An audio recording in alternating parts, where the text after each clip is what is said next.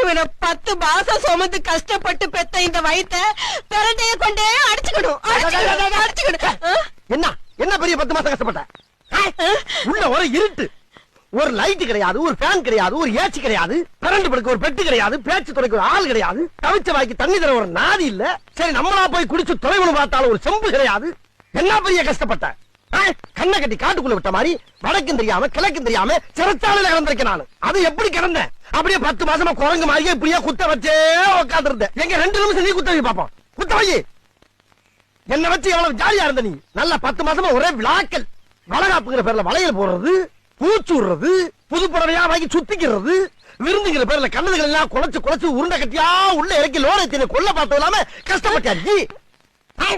சரி அவ்வளவு தின்னு இல்ல பிள்ளை கலரா பறக்க 100 கிராம் குங்குமப்பூ வாங்கி முடிங்க வெள்ளையா பிறந்த பிள்ளை. யார் கஷ்டப்படுறது, யார் பேர் வாக்குறது? போட்டு தள்ளி